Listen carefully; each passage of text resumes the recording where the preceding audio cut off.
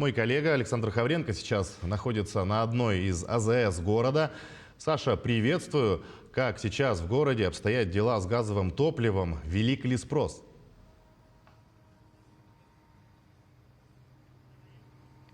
Здравствуй, Сергей. Ну вот мы уже больше получаса находимся на этой заправке, и машины едут. То есть никаких проблем на топливе никто не экономит.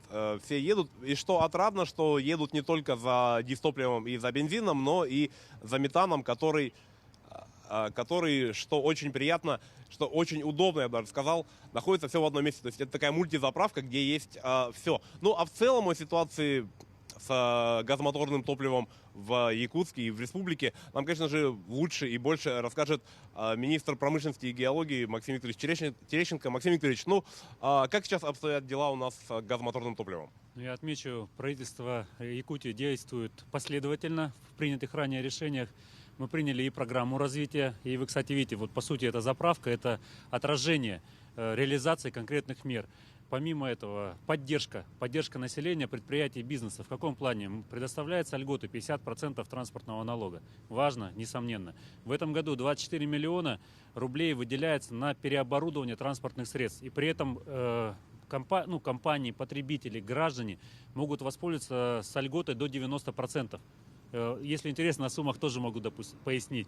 24 миллиона выделяется на строительство вот подобного модернизацию заправок, и включая 4 миллиона на мобильный комплекс, так называемый ПАКС. Это очень важно, например, для сельской местности. Поэтому будем продолжать двигаться дальше. Есть еще ряд мер поддержки. Всегда готовы этим делиться. И спасибо вам, и с гражданами, и с инвесторами. Ну а вот если брать по городу, сколько сейчас у нас метановых заправок, и насколько они востребованы, и насколько они удовлетворяют спрос? Можно вот так даже отмечу. У нас сегодня по республике, если не так давно, одна-два изменялась, да, одна-две заправки. Сегодня уже 8 заправок, 4 из них в городе Якутске. Мы стоим с вами на современной мультитопливной заправке. Это уже сегодня пример, который Министерство энергетики Российской Федерации доводит до других регионов. У нас есть заправка в Нижнем Бестяке, соответственно, с той стороны реки. Есть заправка в Айхале.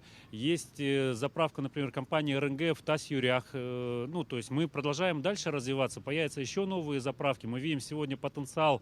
И не так давно с инвестором обсуждали. И, кстати, вот с компанией Саханефтегазбыт, надо дать должное руководству компании, развитие в Ленске. В Ленске должна в этом году, согласно поручению главы Республики Арсения Сергеевича Николаева, появиться новая заправка. И даже уже помимо компаний у нас крупных, готово и муниципальное образование, вот мы с главой Ленского района обсуждали, переводить свою технику на метан. Но я знаю, что сейчас у нас еще большой парк автобусов придет, который тоже будет на метане, да, в Якутске? Да, Арсений Сергеевич уделяет этому вопросу большое внимание. 100 автобусов современных на метане появится у нас в Якутии. То есть, они уже начинают поступать. В год столетия это тоже очень важно и символично. Мы под это тоже планируем развитие газомоторной инфраструктуры. Я думаю, все получится. Есть задачи по переводу нескольких сотен единиц и в этом году в том числе. Ну что, будем надеяться, что все планы сбудутся, и у нас автомобилей на метане будет гораздо больше, чем сейчас. Спасибо большое, Максим Викторович. Спасибо вам. Да, а сейчас я предлагаю, мы посмотрели заправку снаружи, теперь я предлагаю зайти вовнутрь, чтобы убедиться действительно в том, что это современно и это очень своевременно, я бы сказал так.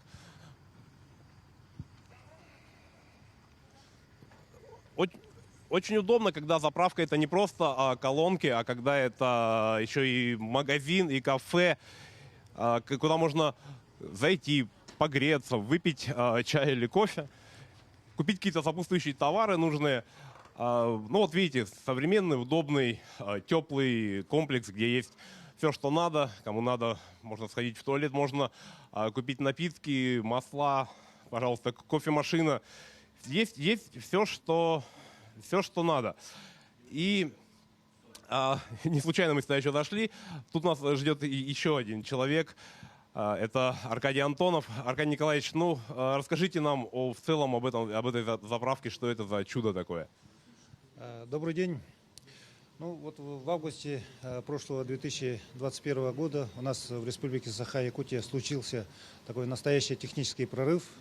Была построена и введена в эксплуатацию многофункциональная автозаправочная станция номер 62, на которой мы сейчас с вами находимся.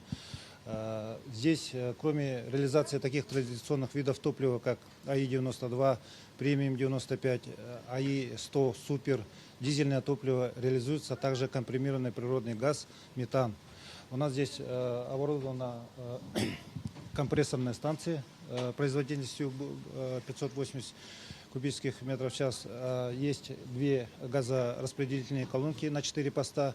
И, кроме того, еще имеется у нас пункт подзарядки электромобилей мощностью 302 киловатта. Ну, в будущем вот сейчас принимается решение об увеличении мощности вот этого пункта подзарядки автомобилей. Мощность будет повышена до 64 киловаттов в час. Ну, вот как вы видите, у нас операторская оборудована также магазином сопутствующих товаров. Здесь реализуется, начиная от продуктов питания, товаров, необходимых в дорогу, также соки, напитки, кофе, и имеются также расфасованные автомобильные моторные масла, что очень удобно для клиентов.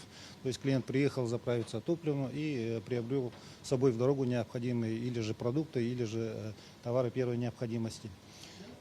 Вот мы сейчас с министром разговаривали как раз о метановом топливе, о метане. А насколько востребован на вашей заправке метан? Как часто приезжает за метаном? Ну, судя вот по тому опыту, который мы наработали с момента открытия автозаправочной станции, реализация компримированного природного газа растет в геометрической прогрессии. Если мы на начальном этапе там реализовывали небольшое количество, ну, где-то порядка 400-500 кубических метров природного газа, то сейчас за смену у нас объемы достигают 2500 кубических метров метана. Ну и, конечно же, вопрос, который я не могу задать, который волнует всех. Что с ценами? Будет ли повышение, ждать ли нам какого-то бензинового кризиса? Ну, сейчас мы работаем и отпускаем топливо по тем утвержденным ценам, которые существуют на сегодняшний день. Но вот о каком-то повышении или изменении цен пока информации у нас нет. Ну и будут ли еще такие заправки строиться по городу или, может быть, по республике даже? Да, ну вот хотелось бы воспользоваться случаем и поблагодарить нашего генерального директора Виктора Николаевича Лебедева. Вот если уходить в историю начала строительства этой АЗС, в 2019 году Виктор Николаевич Лебедев был назначен генеральным директором акционерного общества «Саханефтегазбыт». И одним из первых проблемных объектов, с которыми он ознакомился на филиале Якутской нефтебазы, был именно вот этот объект АЗС-62, который на тот момент морально-технически устарел и требовал реконструкции. И вот при его объезде вот этих объектов и вот посещения АЗС-62 было принято твердое волевое решение о прекращении эксплуатации той старой автозаправочной станции и начало проектирования и строительство новой многофункциональной автозаправочной станции, вот которую мы сейчас с вами имеем. Кроме того, вот в течение, ну, наверное, таких буквально 2-3 лет у нас также произведена реконструкция и АЗС-51 по адресу улица 50 лет Советской Армии, которая находится на Гресе. Она также реконструирована, имеется также теплое помещение, реализуются сопутствующие товары. Вот. Кроме этого, автозаправочная станция номер 6 по Намскому тракту, 16 километров. Там тоже у нас клиентов мы обслуживаем в теплом помещении, и также предоставляются услуги по реализации сопутствующих товаров. Вот. Кроме этого, на филиале проведено расширение нашей модульной испытательной лаборатории, которая имеет государственную аккредитацию. Вот тоже все это благодаря нашему новому генеральному директору Виктору Николаевичу Лебедю очень в таком сжатом, быстром темпе введено в эксплуатацию и претворилось в жизнь. И на будущее тоже очень много сейчас у Виктора Николаевича тоже планов, наметок по реконструкции наших последующих АЗС. Большое спасибо. Надеемся, что все эти планы воплотятся в жизнь. Я еще раз повторюсь, что мультитопливная заправка — это очень удобно, очень комфортно.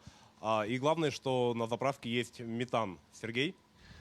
Саша, ну буквально пару лет назад ты участвовал в пробеге на автомобилях на газовом топливе. Что можешь сказать, например, об экономии?